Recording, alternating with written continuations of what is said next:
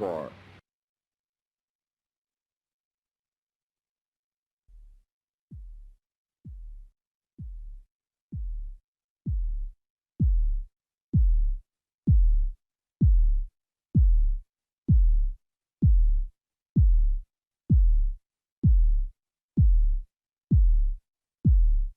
War.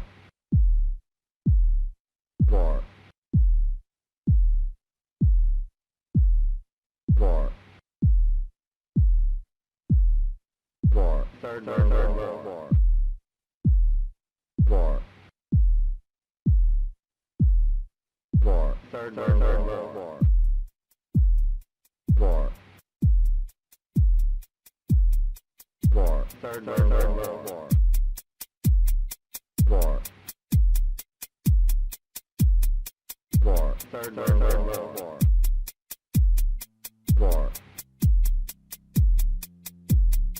War. Third World War. War. War. Third World War. War. War. Third World War.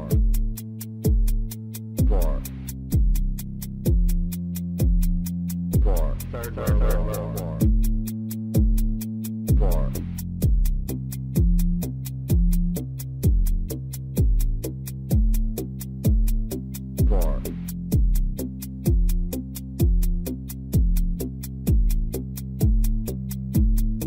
War.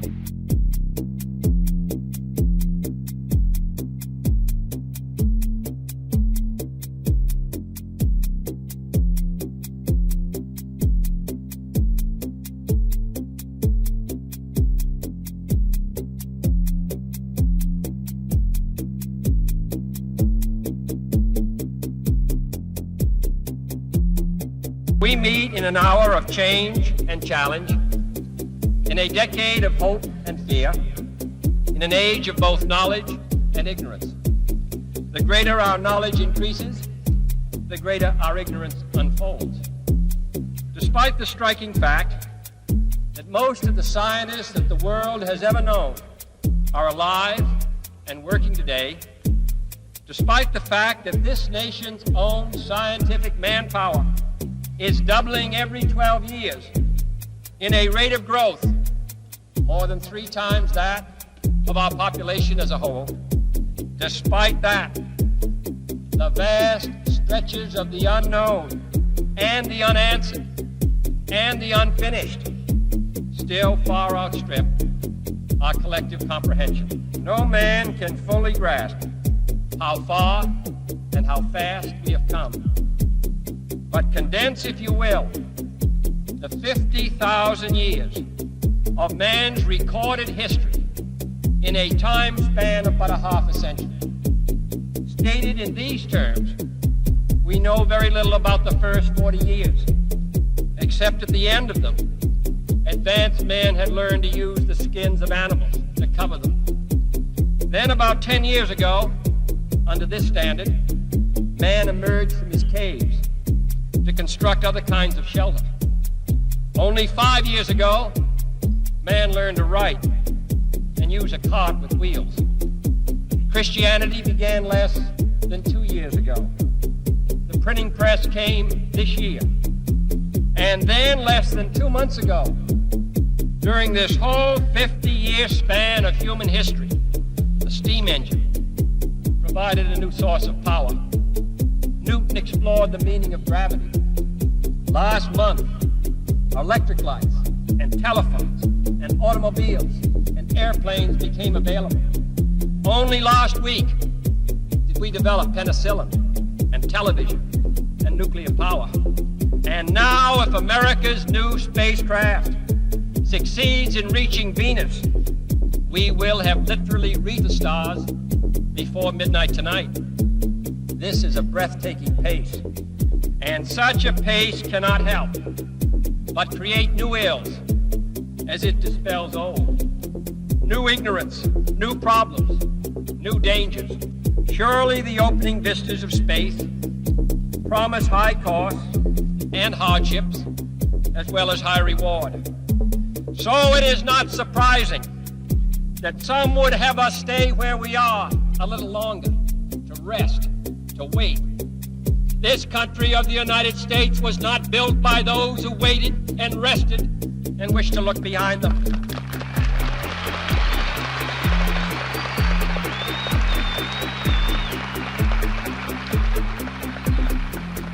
This country was conquered by those who move forward, and so will space. William Bradford, speaking in 1630 of the founding of the Plymouth Bay Colony, said that all great and honorable actions are accompanied with great difficulties, and both must be enterprised and overcome with answerable courage. If this capsule history of our progress teaches us anything, it is that man in his quest for knowledge and progress is determined and cannot be deterred. The exploration of space will go ahead, whether we join in it or not. And it is one of the great adventures of all time. And no nation which expects to be the leader of other nations can expect to stay behind in this race for space. Those who came before us made certain that this country rode the first waves of the Industrial Revolution, the first waves of modern invention, and the first wave of nuclear power.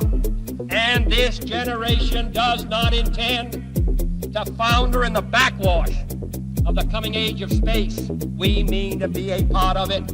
We mean to lead it. For the eyes of the world now look into space, to the moon, and to the planets beyond. And we have vowed that we shall not see it governed by a hostile flag of conquest, but by a banner of freedom and peace. We have vowed that we shall not see space filled with weapons of mass destruction, but with instruments of knowledge and understanding.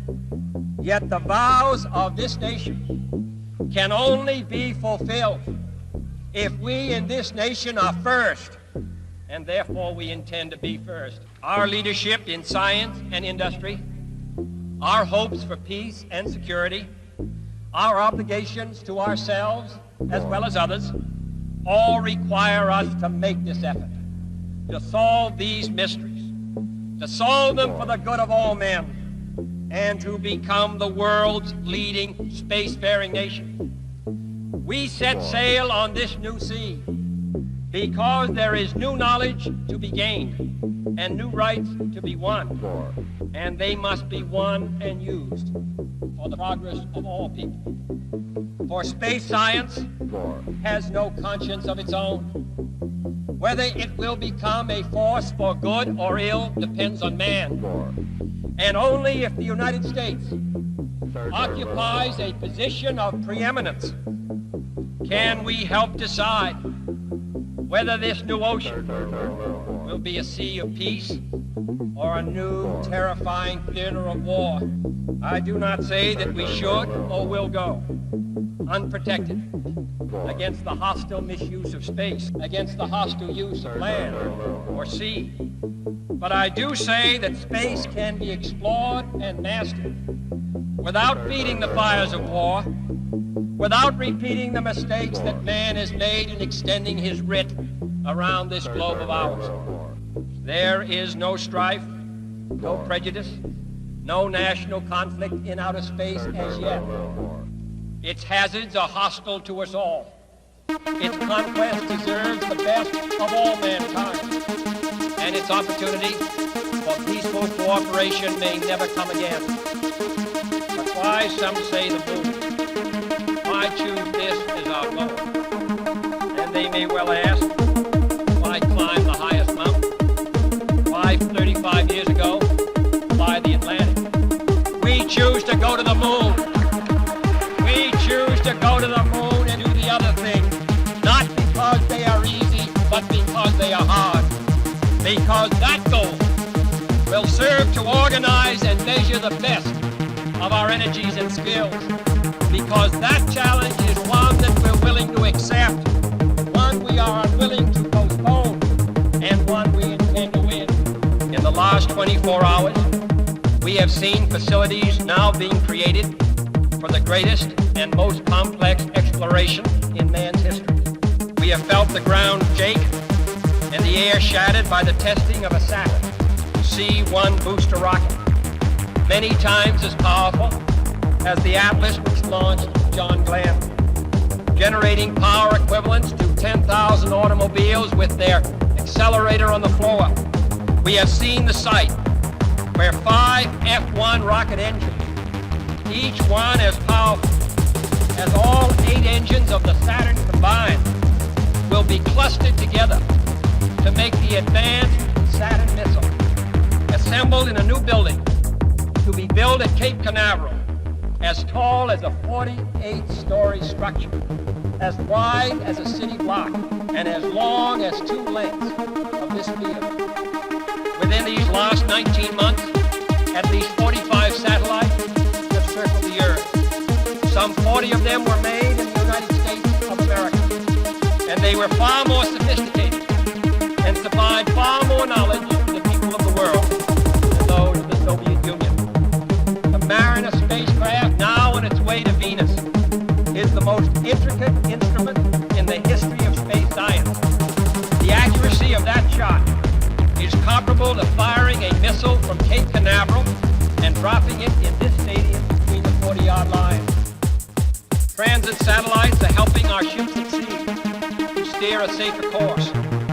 Tireless satellites have given us unprecedented warnings of hurricanes and storms, and will do the same for forest fires and icebergs. We have had our failures, but so have others, even if they do not admit them, and they may be less public.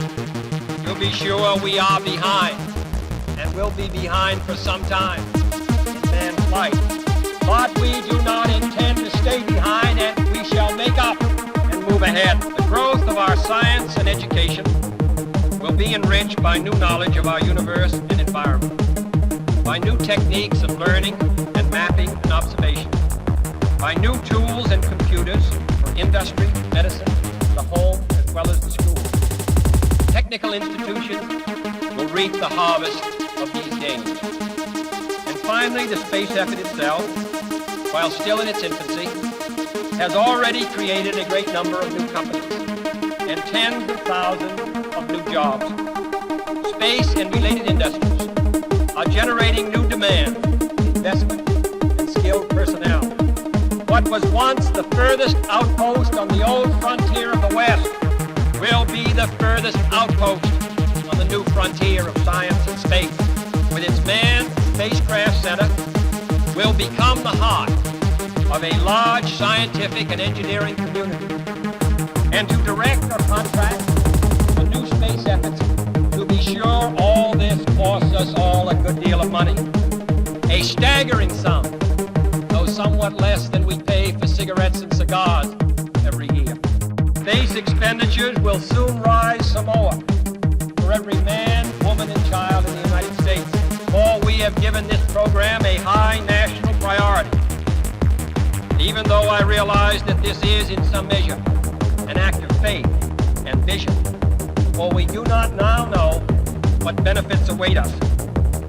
But if I were to say, my fellow citizens, we shall send to the moon 240,000 miles away from the control station in Houston, a giant rocket more than 300 feet tall, the length of this football field, made of new metal alloys, some of which have not yet been invented, capable of standing heat and stresses, several times more than have ever been experienced, fitted together with a precision better than the finest watch, carrying all the equipment needed for propulsion, guidance, control, communication, food, and survival on an untried mission to an unknown celestial body, and then return it safely to Earth, re-entering the atmosphere at speeds of over 25,000 miles per hour, causing heat about half that on the temperature of the sun, and do all this,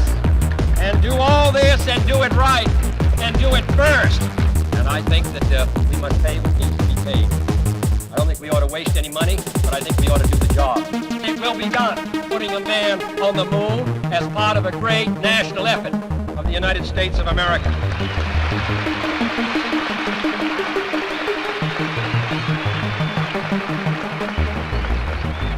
Many years ago, the great British explorer George Mallory, who was to die on Mount Everest, was asked why did he want to climb it. He said because it is there. Space is there. And we're going to climb it. And the moon and the planets are there. And new hopes for knowledge and peace are there. And therefore, as we set sail, we ask God's blessing on the most hazardous and dangerous, greatest adventure on which man has ever embarked.